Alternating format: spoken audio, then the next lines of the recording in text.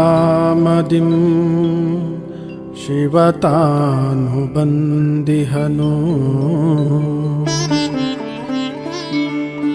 ಮರೆಯದೆ ನೆನೆಯಿರಿ ಪ್ರಿಯ ತಂದೆಯನು.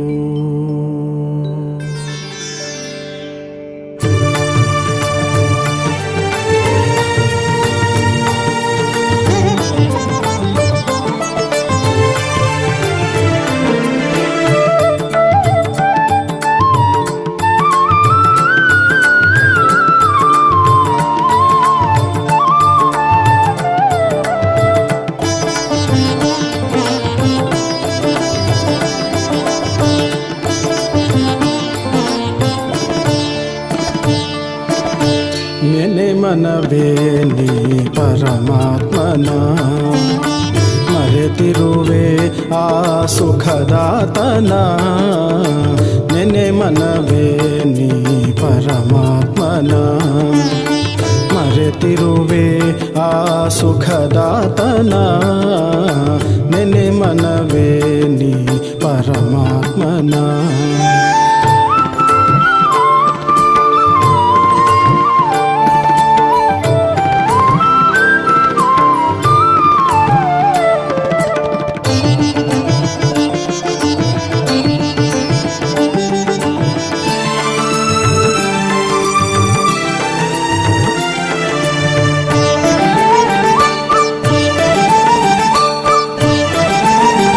ಸಿಲುಕಿರುವೆ ದೇಹದಲ್ಲಿ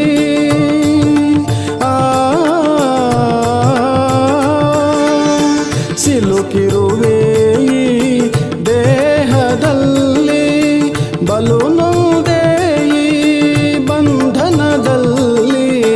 ಮುಳುಗಿರುವೆ ಭವಸಾಗರದಲ್ಲಿ ಮುಳುಗಿರುವೆ ಭವಸಾಗರದಲ್ಲಿ. ಕಲುಷಿತವಾಗಿಹ ಕಲಿಯುಗದಲ್ಲಿ ನೆನೆ ಮನವೇ ನೀ ಪರಮಾತ್ಮನ ಮರೆತಿರುವೆ ಆ ಸುಖದಾತನ. ನೆನೆ ಮನವೇ ನೀ ಪರಮಾತ್ಮನ.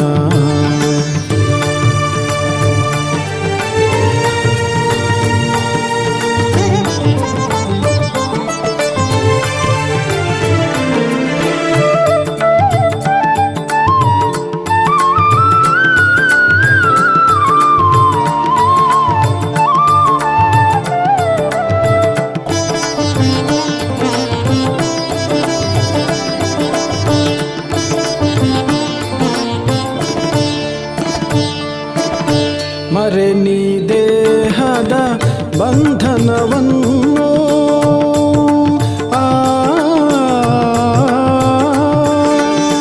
ಮರೆ ನೀ ದೇಹದ ಬಂಧನವನ್ನು. ತೊರೆಯಿ ಜಗದ ವ್ಯಾಮೋಹವನ್ನು. ಅರಿನಿ ಆತ್ಮನ ಜ್ಞಾನವನ್ನು. ಅರಿನಿ ಆತ್ಮನ ಜ್ಞಾನವನ್ನು. ಸುರಿನಿ ಶಿವ ಜ್ಞಾನಾಮೃತವನ್ನು. ನೆನೆ ಮನವೇ ನೀ ಪರಮಾತ್ಮನ ಮರೆತಿರುವೆ ಆ ಸುಖದಾತನ. ನೆನೆ ಮನವೇ ನೀ ಪರಮಾತ್ಮನ.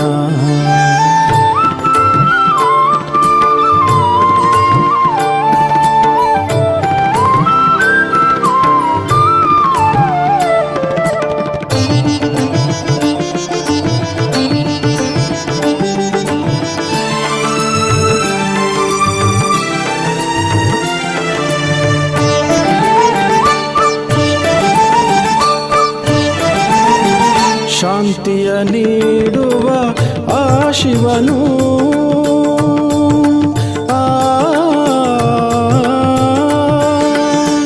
ಶಾಂತಿಯ ನೀಡುವ ಆ ಶಿವನು. ಶಕ್ತಿಯ ತುಂಬುವ ಪರಶಿವನು. ದುಃಖವ ಹರಿಸಿ ಸುಖವನ್ನು ನೀಡುತ್ತಾ. ದುಃಖವ ಹರಿಸಿ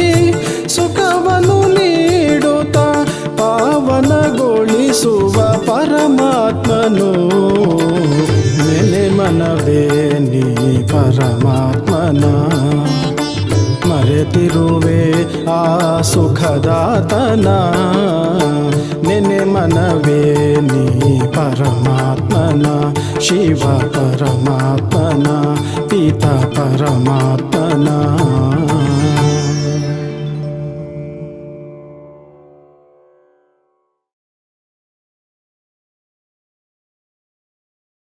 ಓಂ ಶಾಂತಿ.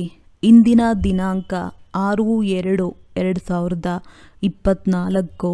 ಮಧುರ ಮಕ್ಕಳೇ, ಈಗ ಅಶರೀರಿಗಳಾಗಿ ಮನೆಗೆ ಹೋಗಬೇಕಾಗಿದೆ. ಆದ್ದರಿಂದ ಯಾರೊಂದಿಗೆ ಮಾತನಾಡುತ್ತೀರೆಂದರೆ ಆತ್ಮವು ಸಹೋದರನೆಂದು ತಿಳಿದು ಮಾತನಾಡಿ. ಆತ್ಮ ಅಭಿಮಾನಿಯಾಗಿರುವ ಅಭ್ಯಾಸ ಮಾಡಿ. ಭವಿಷ್ಯದ ರಾಜ್ಯ ತಿಲಕವನ್ನು ಪ್ರಾಪ್ತಿ ಮಾಡಿಕೊಳ್ಳುವ ಆಧಾರವೇನು? ಉತ್ತರ: ವಿದ್ಯೆ. ಪ್ರತಿಯೊಬ್ಬರೂ ಓದಿ ರಾಜ್ಯ ತಿಲಕವನ್ನು ಪ್ರಾಪ್ತಿ ಮಾಡಿಕೊಳ್ಳಬೇಕಾಗಿದೆ. ಓದಿಸುವ ಕರ್ತವ್ಯವು ತಂದೆಯದಾಗಿದೆ. ಇದರಲ್ಲಿ ಆಶೀರ್ವಾದದ ಮಾತಿಲ್ಲ. ಪೂರ್ಣ ನಿಶ್ಚಯವಿದ್ದರೆ ಶ್ರೀಮತದಂತೆ ನಡೆಯಬೇಕು. ಇದರಲ್ಲಿ ಹುಡುಗಾಟಿಕೆ ಮಾಡಬಾರದು. ಒಂದು ವೇಳೆ ಮತಭೇದದಲ್ಲಿ ಬಂದು ವಿದ್ಯೆಯನ್ನು ಬಿಟ್ಟರೆ ಅನುತ್ತೀರ್ಣರಾಗಿ ಬಿಡುತ್ತಾರೆ. ಆದ್ದರಿಂದ ತಂದೆಯು ತಿಳಿಸುತ್ತಾರೆ, ಮಧುರ ಮಕ್ಕಳೇ, ತಮ್ಮ ಮೇಲೆ ದಯೆ ತೋರಿಸಿಕೊಳ್ಳಿ. ಆಶೀರ್ವಾದವನ್ನು ಕೇಳಬಾರದು. ವಿದ್ಯೆಯ ಮೇಲೆ ಗಮನ ಕೊಡಬೇಕಾಗಿದೆ. ಓಂ ಶಾಂತಿ. ಪರಮ ಶಿಕ್ಷಕ ಮಕ್ಕಳಿಗೆ ಓದಿಸುತ್ತಾರೆ. ಮಕ್ಕಳಿಗೂ ಗೊತ್ತಿದೆ, ಪರಂಪಿತ ಪರಮಾತ್ಮ ತಂದೆಯೂ ಆಗಿದ್ದಾರೆ, ಶಿಕ್ಷಕನೂ ಆಗಿದ್ದಾರೆ.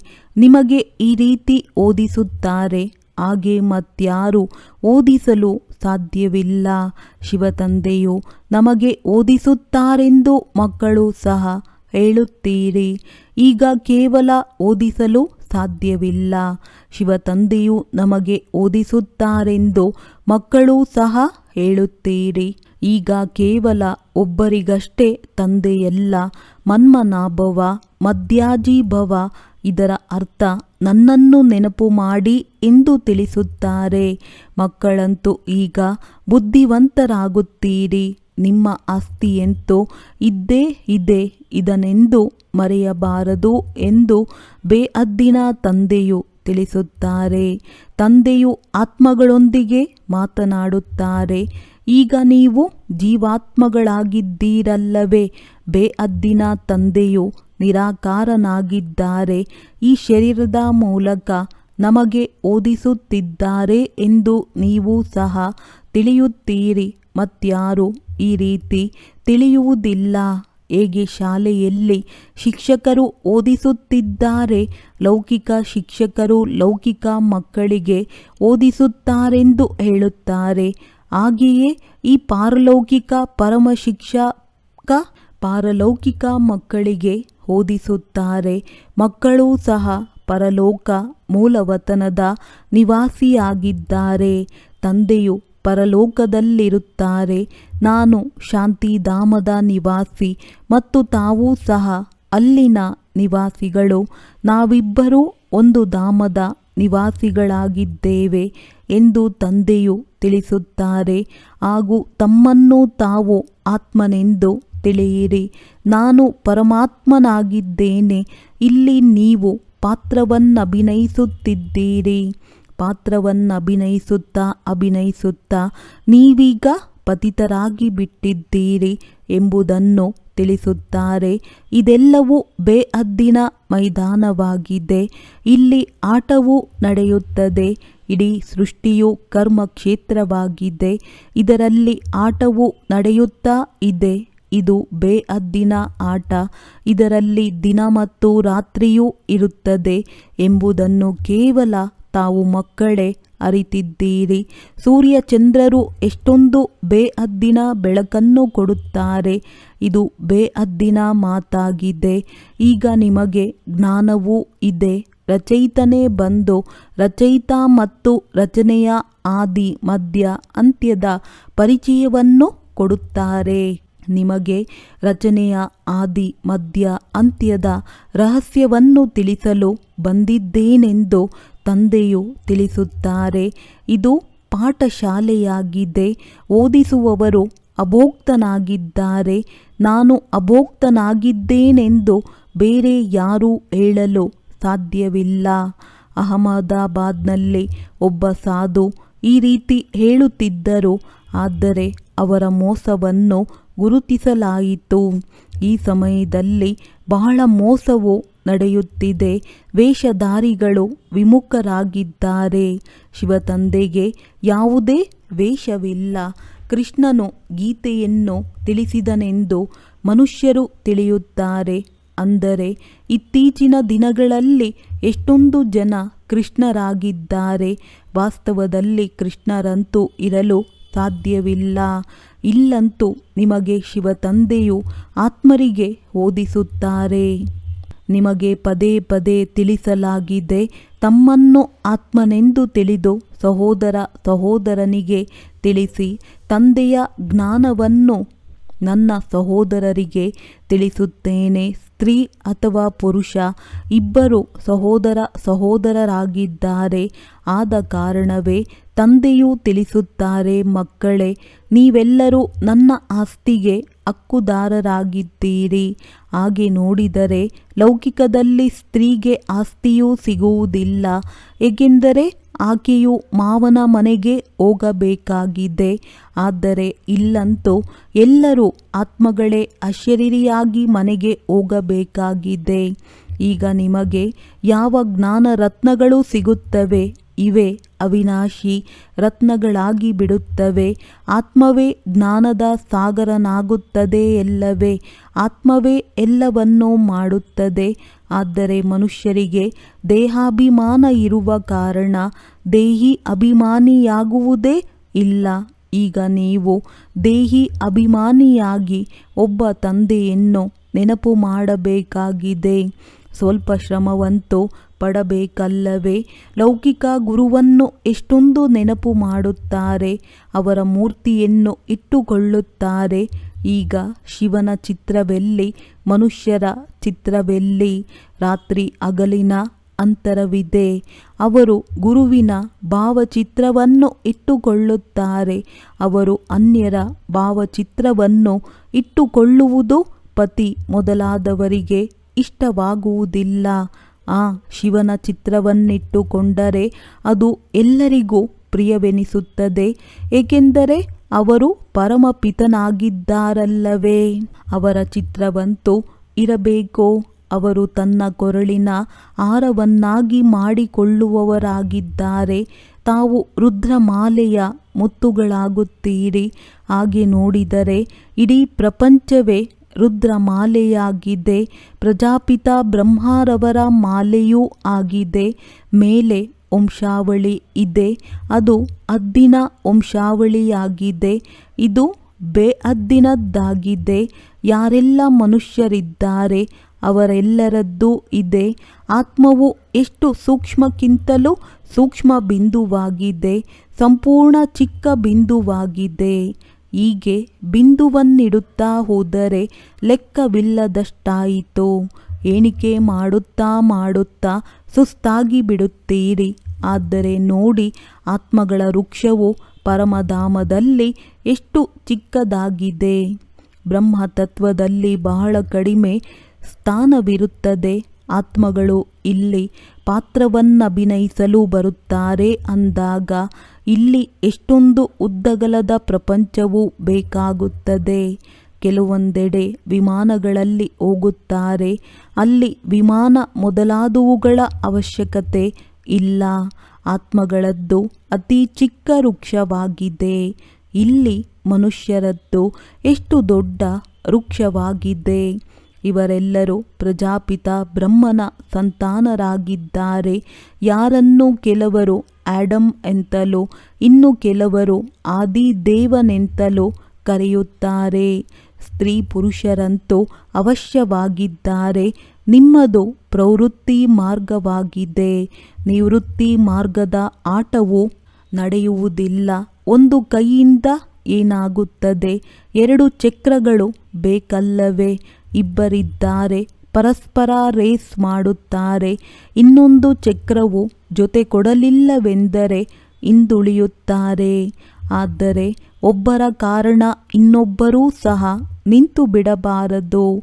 ಮೊಟ್ಟಮೊದಲು ಪ್ರವೃತ್ತಿ ಮಾರ್ಗವಾಗಿತ್ತು, ನಂತರ ಅಪವಿತ್ರರಾಗುತ್ತಾರೆ, ಅಂದರೆ ಬೀಳುತ್ತಲೇ ಹೋಗುತ್ತಾರೆ. ನಿಮ್ಮ ಬುದ್ಧಿಯಲ್ಲಿ ಪೂರ್ಣ ಜ್ಞಾನವಿದೆ. ಈ ವೃಕ್ಷವು ಹೇಗೆ ವೃದ್ಧಿಯಾಗುತ್ತದೆ, ಹೇಗೆ ಸೇರ್ಪಡೆಯಾಗುತ್ತಾ ಹೋಗುತ್ತದೆ, ಈ ರೀತಿ ಇಂತಹ ವೃಕ್ಷದ ಬಗ್ಗೆ ಯಾರೂ ತಿಳಿಸಲು ಸಾಧ್ಯವಿಲ್ಲ. ಯಾರ ಬುದ್ಧಿಯಲ್ಲೂ ರಚಯಿತ ಮತ್ತು ರಚನೆಯ ಆದಿ ಮಧ್ಯ ಅಂತ್ಯದ ಜ್ಞಾನವೇ ಇರುವುದಿಲ್ಲ. ಆದ್ದರಿಂದ ತಂದೆಯು ತಿಳಿಸಿದರು, ನಾವು ರಚಯಿತನ ಮೂಲಕ ರಚಯಿತ ಮತ್ತು ರಚನೆಯ ಜ್ಞಾನದ ಅಂತ್ಯವನ್ನು ತಿಳಿದಿದ್ದೇವೆಂದು ಬರೆಯಿರಿ. ಏಕೆಂದರೆ ಮನುಷ್ಯರು ರಚಯಿತನನ್ನಾಗಲಿ ರಚನೆಯನ್ನಾಗಲಿ ಅರಿತಿಲ್ಲ. ಬ್ರಹ್ಮ ಕುಮಾರ ಕುಮಾರಿಯರ ವಿನಃ ಯಾರೂ ತಿಳಿಸಲು ಸಾಧ್ಯವಿಲ್ಲ. ನಾವು ಬ್ರಾಹ್ಮಣರಿಗೆ ಪರಂಪಿತ ಪರಮಾತ್ಮನೇ ಓದಿಸುತ್ತಾರೆ. ನಾವು ಬ್ರಾಹ್ಮಣರದ್ದೇ ಸರ್ವಶ್ರೇಷ್ಠವಾಗಿದೆ ಎಂದು ಮಕ್ಕಳಿಗೆ ತಿಳಿದಿದೆ. ಅಂದಾಗ ಚಿತ್ರವನ್ನು ಸಹ ಅವಶ್ಯವಾಗಿ ತೋರಿಸಲಾಗುತ್ತದೆ. ಚಿತ್ರದ ವಿನಃ ಬುದ್ಧಿಯಲ್ಲಿ ಏನೂ ಕುಳಿತುಕೊಳ್ಳುವುದಿಲ್ಲ. ಚಿತ್ರವು ಬಹಳ ದೊಡ್ಡದಾಗಿರಬೇಕು. ವಿಭಿನ್ನ ಧರ್ಮಗಳ ವೃಕ್ಷವು ಹೇಗೆ ವೃದ್ಧಿಯಾಗುತ್ತದೆ ಎಂಬುದನ್ನು ಸಹ ಹೇಳಬೇಕು. ಮೊದಲು ಆತ್ಮನೇ ಪರಮಾತ್ಮ, ಪರಮಾತ್ಮನೇ ಆತ್ಮನೆಂದು ಹೇಳುತ್ತಿದ್ದರು. ಈಗ ತಂದೆಯು ಇದರ ಅರ್ಥವನ್ನು ತಿಳಿಸಿದ್ದಾರೆ. ಈ ಸಮಯದಲ್ಲಿ ನಾವೇ ಬ್ರಾಹ್ಮಣರು, ನಂತರ ನಾವೇ ಹೊಸ ಜಗತ್ತಿನಲ್ಲಿ ದೇವತೆಗಳಾಗುತ್ತೇವೆ. ಈಗ ನಾವು ಪುರುಷೋತ್ತಮ ಸಂಗಮ ಯುಗದಲ್ಲಿದ್ದೇವೆ, ಅಂದರೆ ಇದು ಪುರುಷೋತ್ತಮರಾಗುವ ಯುಗವಾಗಿದೆ.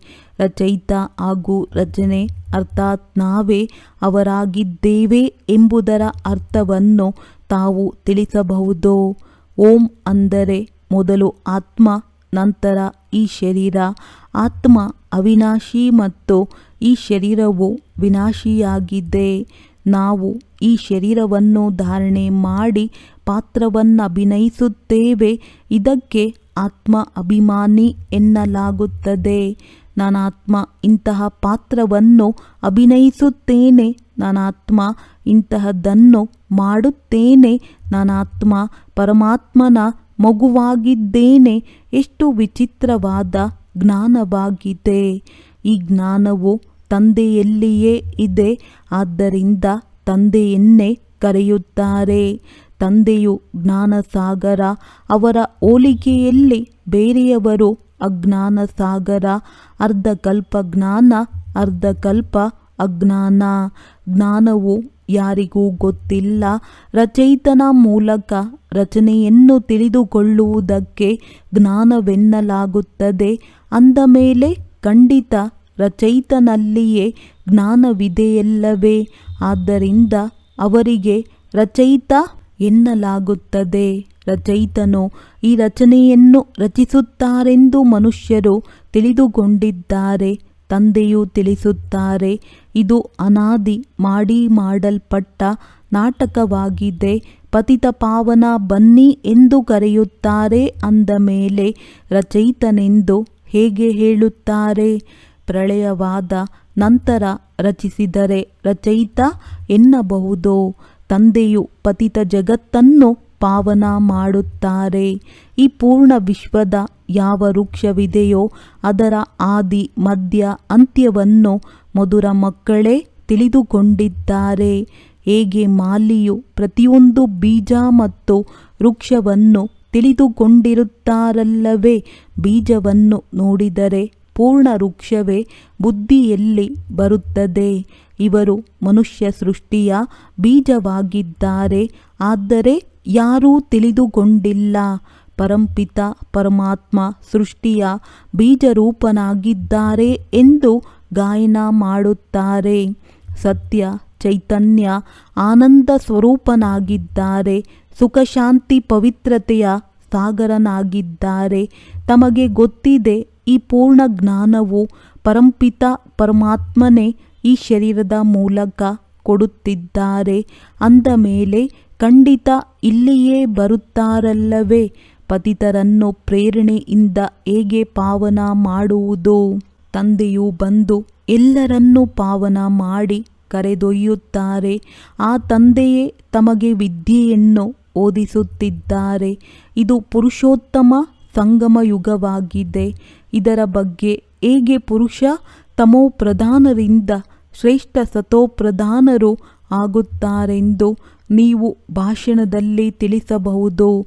ನಿಮ್ಮ ಬಳಿ ಬಹಳಷ್ಟು ವಿಷಯಗಳಿವೆ. ಈ ಪತಿತ ತಮೋ ಪ್ರಧಾನ ಜಗತ್ತು ಸತೋಪ್ರಧಾನ ಹೇಗಾಗುತ್ತದೆ? ಇದು ಸಹ ತಿಳಿದುಕೊಳ್ಳಲು ಯೋಗ್ಯವಾಗಿದೆ. ಮುಂದೆ ಹೋದಂತೆ ನಿಮ್ಮ ಈ ಜ್ಞಾನವನ್ನು ಕೇಳುತ್ತಾರೆ. ಬಲೆ ಬಿಟ್ಟು ಬಿಡುತ್ತಾರೆ, ಮತ್ತೆ ಬರುತ್ತಾರೆ. ಏಕೆಂದರೆ ಗತಿ ಸದ್ಗತಿಯ ಅಟ್ಟಿ ಇದೊಂದೇ ಆಗಿದೆ. ಸರ್ವರ ಸದ್ಗತಿದಾತ ಒಬ್ಬರೇ ಸರ್ವಶ್ರೇಷ್ಠನಾಗಿದ್ದಾರೆ. ಅವರು ನಮ್ಮನ್ನು ಶ್ರೇಷ್ಠರನ್ನಾಗಿ ಮಾಡುತ್ತಾರೆ. ಸತ್ಯಯುಗವು ಶ್ರೇಷ್ಠವಾಗಿದೆ, ಕಲಿಯುಗವು ಭ್ರಷ್ಟವಾಗಿದೆ. ಭ್ರಷ್ಟಾಚಾರಿ ಎಂದು ಹೇಳುತ್ತಾರೆ, ಆದರೆ ತಮ್ಮನ್ನು ಅರ್ಥ ಮಾಡಿಕೊಳ್ಳುವುದಿಲ್ಲ. ಪತಿತ ಜಗತ್ತಿನಲ್ಲಿ ಒಬ್ಬರೂ ಸಹ ಶ್ರೇಷ್ಠರಿಲ್ಲ. ಶ್ರೀ ಯಾವಾಗ ಬರುತ್ತಾರೆಯೋ ಆಗ ಬಂದು ಶ್ರೇಷ್ಠರನ್ನಾಗಿ ಮಾಡುತ್ತಾರೆ.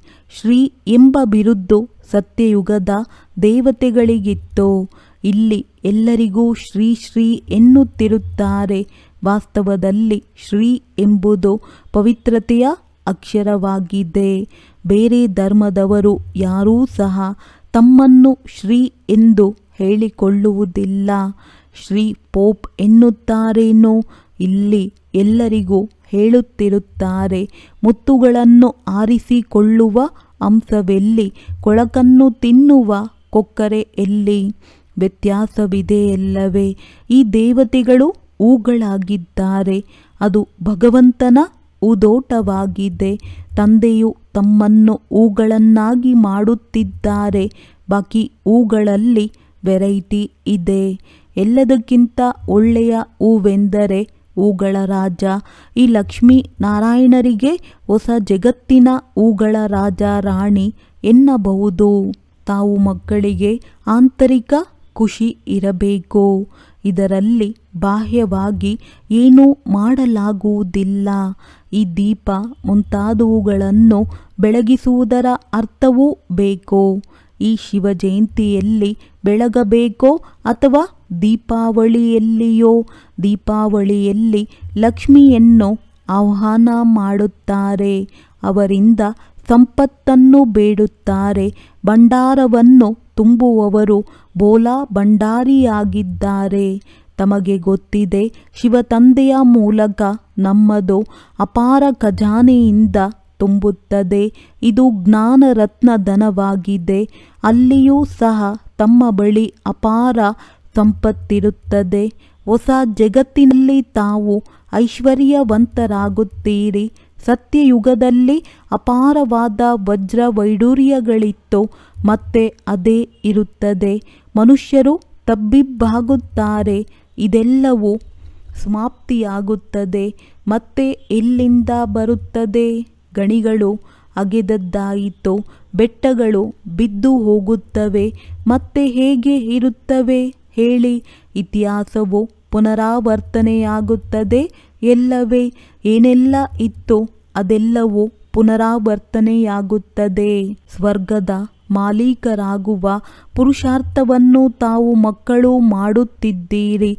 ಸ್ವರ್ಗದ ಇತಿಹಾಸ ಭೂಗೋಳವು ಮತ್ತೆ ಪುನರಾವರ್ತನೆಯಾಗುತ್ತದೆ. ಗೀತೆಯಲ್ಲಿ ಇದೆಯಲ್ಲವೇ? ತಾವು ಪೂರ್ಣ ಸೃಷ್ಟಿ, ಪೂರ್ಣ ಸಮುದ್ರ, ಪೂರ್ಣ ಪೃಥ್ವಿ ಯಾವುದನ್ನು ನಮಗೆ ನೀವು ಕೊಟ್ಟಿದ್ದೀರೋ ಅದನ್ನು ನಮ್ಮಿಂದ ಯಾರೂ ಸಹ ಕಸಿದುಕೊಳ್ಳಲು ಸಾಧ್ಯವಿಲ್ಲ. ಅದರ ಹೋಲಿಕೆಯಲ್ಲಿ ಇದೆಲ್ಲ ಏನು? ಜಮೀನಿಗಾಗಿ, ನೀರಿಗಾಗಿ, ಭಾಷೆಗಾಗಿ ಜಗಳವಾಡುತ್ತಾರೆ. ಸ್ವರ್ಗದ ರಚಯಿತ ತಂದೆಯ ಜನ್ಮದಿನವನ್ನು ಆಚರಿಸಲಾಗುತ್ತದೆ. ಖಂಡಿತ ಅವರು ಸ್ವರ್ಗದ ಒಡೆತನವನ್ನು ಕೊಟ್ಟಿದ್ದಾರೆ. ಈಗ ನಿಮಗೆ ಓದಿಸುತ್ತಿದ್ದಾರೆ. ತಾವು ಈ ಶರೀರದ ನಾಮರೂಪದಿಂದ ಭಿನ್ನರಾಗಿ ತಮ್ಮನ್ನು ಆತ್ಮನೆಂದು ತಿಳಿಯಬೇಕು. ಯೋಗ ಬಲದಿಂದ ಅಥವಾ ಶಿಕ್ಷೆಯನ್ನು ಅನುಭವಿಸಿಯಾದರೂ ಪವಿತ್ರರಾಗಬೇಕು. ನಂತರ ಪದವಿಯು ಕಡಿಮೆಯಾಗುತ್ತದೆ. ನಾವೆಷ್ಟು ಪದವಿಯನ್ನು ಪಡೆಯುತ್ತೇವೆ ಎಂಬುದು ವಿದ್ಯಾರ್ಥಿಯ ಬುದ್ಧಿಯಲ್ಲಿ ಬರುತ್ತದೆಯಲ್ಲವೇ. ಶಿಕ್ಷಕರು ಇಷ್ಟು ಓದಿಸಿದ್ದಾರೆ ಅಂದಾಗ ಶಿಕ್ಷಕರಿಗೂ ಸಹ ಬಹುಮಾನವನ್ನು ಕೊಡುತ್ತಾರೆ. ತಂದೆಯು ತಮ್ಮನ್ನು ವಿಶ್ವದ ಮಾಲೀಕರನ್ನಾಗಿ ಮಾಡುತ್ತಾರೆ. ಮತ್ತೆ ಭಕ್ತಿ ಮಾರ್ಗದಲ್ಲಿ ಅವರನ್ನು ನೆನಪು ಮಾಡುತ್ತಿರುತ್ತೀರಿ. ಬಾಕಿ ತಂದೆಗೆ ತಾವು ಏನು ಉಡುಗೊರೆಯನ್ನು ಕೊಡುತ್ತೀರಿ? ಇಲ್ಲಂತೂ ಏನು ಉಡುಗೊರೆಯನ್ನು ಕೊಡುತ್ತೀರಿ? ಇಲ್ಲಂತೂ ಏನು ನೋಡುತ್ತೀರೋ ಅದಂತೂ ಇರುವುದೇ ಇಲ್ಲ. ಇದು ಹಳೆಯ ಕೊಳಕಾದ ಜಗತ್ತಾಗಿದೆ. ಅದಕ್ಕಾಗಿ ನನ್ನನ್ನು ಕರೆಯುತ್ತಾರೆ. ತಂದೆಯು ತಮ್ಮನ್ನು ಪತಿತರಿಂದ ಪಾವನ ಮಾಡುತ್ತಾರೆ. ಈ ಆಟವನ್ನು ನೆನಪು ಮಾಡಬೇಕು. ನನ್ನಲ್ಲಿ ರಚನೆಯ ಆದಿ ಮಧ್ಯ ಅಂತ್ಯದ ಜ್ಞಾನವಿದೆಯೋ ಅದನ್ನು ನಾನು ನಿಮಗೆ ಹೇಳುತ್ತೇನೆ. ತಾವು ಈಗ ಕೇಳುತ್ತೀರಿ ಮತ್ತೆ ಮರೆತು ಹೋಗುತ್ತೀರಿ. 5000 ವರ್ಷಗಳ ನಂತರ ಮತ್ತೆ ಚಕ್ರವು ಪೂರ್ಣವಾಗುತ್ತದೆ. ತಮ್ಮ ಪಾತ್ರವು ಎಷ್ಟು ಪ್ರಿಯವಾಗಿದೆ. ತಾವು ಸತೋ ಪ್ರಧಾನ ಹಾಗೂ ಪ್ರಿಯರಾಗುತ್ತೀರಿ. ಮತ್ತೆ ತಾವೇ ತಮೋ ಪ್ರಧಾನರೂ ಆಗುತ್ತೀರಿ. ಬಾಬಾ ಬನ್ನಿ ಎಂದು ತಾವೇ ಕರೆಯುತ್ತೀರಿ. ಈಗ ನಾನು ಬಂದಿದ್ದೇನೆ. ಒಂದು ವೇಳೆ ನಿಶ್ಚಯವಿದ್ದರೆ ಶ್ರೀಮತದಂತೆ ನಡೆಯಬೇಕು. ತಪ್ಪು ಮಾಡಬಾರದು. ಕೆಲವು ಮಕ್ಕಳು ಮತಭೇದದಲ್ಲಿ ಬಂದು ವಿದ್ಯೆಯನ್ನು ಬಿಡುತ್ತಾರೆ. ಶ್ರೀಮತದಂತೆ ನಡೆಯುವುದಿಲ್ಲ. ಓದುವುದಿಲ್ಲವೆಂದರೆ ನೀವೇ ಫೇಲ್ ಆಗುತ್ತೀರಿ. ತಮ್ಮ ಮೇಲೆ ದಯೆ ತೋರಿಸಿಕೊಳ್ಳಿ ಎಂದು ತಂದೆಯು ಹೇಳುತ್ತಾರೆ. ಪ್ರತಿಯೊಬ್ಬರೂ ಓದಿ ತಮಗೆ ರಾಜತಿಲಕವನ್ನು ಕೊಟ್ಟುಕೊಳ್ಳಬೇಕು. ತಂದೆಗಂತೂ ಓದಿಸುವ ಕೆಲಸವಾಗಿದೆ. ಇದರಲ್ಲಿ ಆಶೀರ್ವಾದದ ಮಾತಿಲ್ಲ. ನಂತರ ಎಲ್ಲರ ಮೇಲೂ ಆಶೀರ್ವಾದ ಮಾಡಲಾಗುತ್ತದೆ. ಈ ಕೃಪೆ ಮುಂತಾದವನ್ನು ಭಕ್ತಿ ಮಾರ್ಗದಲ್ಲಿ ಬೇಡುತ್ತಾರೆ. ಇಲ್ಲಿ ಆ ಮಾತಿಲ್ಲ. ಒಳ್ಳೆಯದು. ಮಧುರಾತಿ ಮಧುರ ಅಗಲಿ ಹೋಗಿ ಮರಳಿ ಸಿಕ್ಕಿರುವಂತಹ ಮಕ್ಕಳಿಗೆ ಪ್ರೀತಿಯ ಮಾತ್ಪಿತಾ ಬಾಪ್ತಾದಾರವರ ನೆನಪು, ಪ್ರೀತಿ ಹಾಗೂ ಸುಪ್ರಭಾತ. ಆತ್ಮೀಯ ಮಕ್ಕಳಿಗೆ ಆತ್ಮೀಯ ತಂದೆಯ ನಮಸ್ತೆ. ಧಾರಣೆಗಾಗಿ ಮುಖ್ಯ ಸಾರ: ಪ್ರವೃತ್ತಿಯಲ್ಲಿರುತ್ತಾ ಪರಸ್ಪರದಲ್ಲಿ ಸ್ಪರ್ಧೆ ಮಾಡಬೇಕು. ಆದರೆ ಒಂದು ವೇಳೆ ಯಾವುದೇ ಕಾರಣದಿಂದ ಒಂದು ಚಕ್ರ ನಿಧಾನವಾದರೆ ಅದರ ಹಿಂದೆ ನಿಂತುಕೊಳ್ಳಬಾರದು. ಸ್ವಯಂವನ್ನು ರಾಜ್ಯ ತಿಲಕಕ್ಕೆ ಯೋಗ್ಯ ಮಾಡಬೇಕು. ಶಿವ ಜಯಂತಿಯನ್ನು ಬಹಳ ವಿಜೃಂಭಣೆಯಿಂದ ಆಚರಿಸಬೇಕು. ಏಕೆಂದರೆ ಶಿವಬಾಬಾ ಯಾವ ಜ್ಞಾನ ರತ್ನಗಳನ್ನು ಕೊಡುತ್ತಾರೆಯೋ ಅದರ ಮೇಲೆ ನೀವು ಹೊಸ ಜಗತ್ತಿನಲ್ಲಿ ಶ್ರೀಮಂತರಾಗುತ್ತೀರಿ. ನಿಮ್ಮ ಎಲ್ಲ ಭಂಡಾರವು ಸಂಪನ್ನವಾಗುತ್ತದೆ. ವರದಾನ: ತಂದೆಯಿಂದ ಶಕ್ತಿ ಪಡೆದು ಎಲ್ಲ ಪರಿಸ್ಥಿತಿಯನ್ನು ನಿಭಾಯಿಸುವಂಥವರೇ ಸಾಕ್ಷಿ ದೃಷ್ಟಾಭವ. ನೀವು ಮಕ್ಕಳು ತಿಳಿದಿರುವಿರಿ, ಅತಿಯ ನಂತರ ಅಂತ್ಯವಾಗಲೇಬೇಕು. ಆದ್ದರಿಂದ ಎಲ್ಲ ಪ್ರಕಾರದ ಹಲ್ಚಲ್ಗಳು ಅತಿಯಲ್ಲಿ ಹೋಗುವುದು. ಪರಿವಾರದಲ್ಲಿಯೂ ಸಹ ಕಿಟ್ಪಿಟ್ ಆಗುವುದು. ಮನಸ್ಸಿನಲ್ಲಿಯೂ ಸಹ ಅನೇಕ ಜಂಜಾಟಗಳು ಬರುವುದು. ಹಣವೂ ಸಹ ಮೇಲೆ ಕೆಳಗಡೆ ಆಗುವುದು. ಆದರೆ ಯಾರು ತಂದೆಯ ಜೊತೆಗಾರರಾಗಿರುತ್ತಾರೆ, ಸತ್ಯವಾಗಿರುತ್ತಾರೆ, ಅವರ ಜವಾಬ್ದಾರಿ ತಂದೆಯಾಗಿದ್ದಾರೆ. ಇಂತಹ ಸಮಯದಲ್ಲಿ ಮನಸ್ಸು ತಂದೆಯ ಕಡೆ ಇದ್ದಾಗ ನಿರ್ಣಯ ಶಕ್ತಿಯಿಂದ ಎಲ್ಲವನ್ನೂ ಪಾರು ಮಾಡುವರು. ಸಾಕ್ಷಿ ದೃಷ್ಟ ಆಗಿ ಬಿಡಿ. ಆಗ ತಂದೆಯ ಶಕ್ತಿಯಿಂದ ಎಲ್ಲ ಪರಿಸ್ಥಿತಿಯನ್ನು ಸಹಜವಾಗಿ ನಿಭಾಯಿಸುತ್ತಾರೆ. ಸ್ಲೋಗನ್: ಈಗ ಎಲ್ಲ ದಡಗಳನ್ನು ಬಿಟ್ಟು ಮನೆಗೆ ಹೋಗುವ ತಯಾರಿ ಮಾಡಿಕೊಳ್ಳಿ. ಒಳ್ಳೆಯದು. ಓಂ ಶಾಂತಿ.